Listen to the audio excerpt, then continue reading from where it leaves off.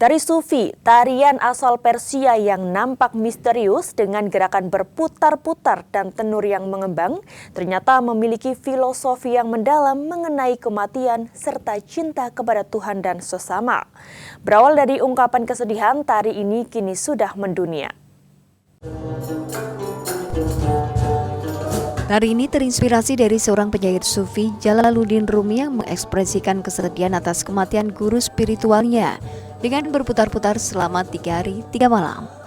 Meski demikian, Rumi mengungkapkan bahwa kematian bukan tentang lenyapnya jasmani, namun pelarian menuju Allah. Tari Sufi dikenal sebagai whirling dervish atau darwish yang berputar. Bukan sekedar tarian biasa, tari Sufi disebut sebagai salah satu bentuk meditasi yang mengungkapkan cinta kepada Allah dan sesama. Para penari Sufi mengenakan topi tinggi bernama sike yang melambangkan batu nisan, sedangkan jubahnya biasanya berwarna hitam melambangkan alam kubur, dan baju putih yang melambangkan kain kafan.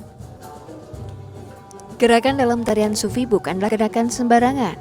Pertama, penyanyi sul akan melantunkan lagu pujian untuk Rasulullah diiringi musik khas Timur Tengah.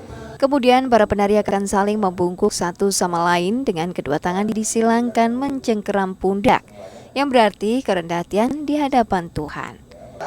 Sementara tangan kanan menghadap ke atas yang berarti mendapatkan hidayah dari Tuhan, dan tangan satunya menghadap ke bawah yang berarti hidayah tersebut harus disampaikan.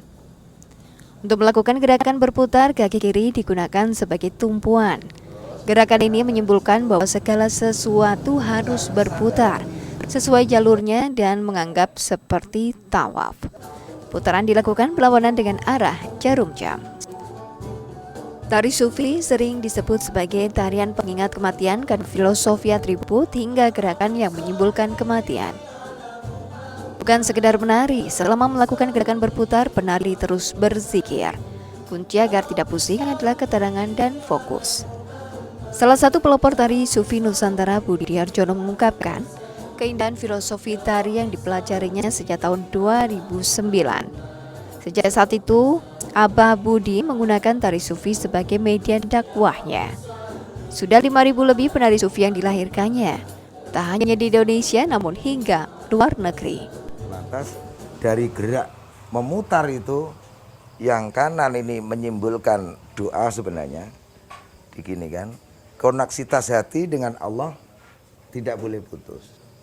Terus, maka konsep tari Sufi ini supaya tidak geblak, tidak jatuh, Allah, Allah, Allah itu tidak boleh putus. Kalau mikir utang geblak. Lah terus dari keindahan Tuhan melalui diri kita punya misi turun ke bumi yang dilihat jempol. Ini, kenapa kok jempol? Orang harus bertindak pada orang lain dengan yang terbaik, tidak menyakiti siapapun. Khairun nas anfa'uhum linnas. Dan itu sifatnya bukan sektarianistik atau primordialistik, bukan semacam sekat-sekat, bukan, tapi universe. Keindahan Tuhan turun ke bumi melalui diri kita, itu melalui seni. Keindahan itu baik itu perilaku, keindahan alam dan keindahan-keindahan yang lain, gitu. Tari Sufi Nusantara sendiri tak hanya sering mengisi acara keagamaan di masjid, namun juga di gereja. Ini membuktikan bahwa tari Sufi adalah salah satu bentuk toleransi yang menciptakan cinta Allah kepada manusia dan harus disebarkan kepada sesama tanpa memandang agama. Reda Pulpi, Cina Wirana, Kompas TV, Semarang, Jawa Tengah.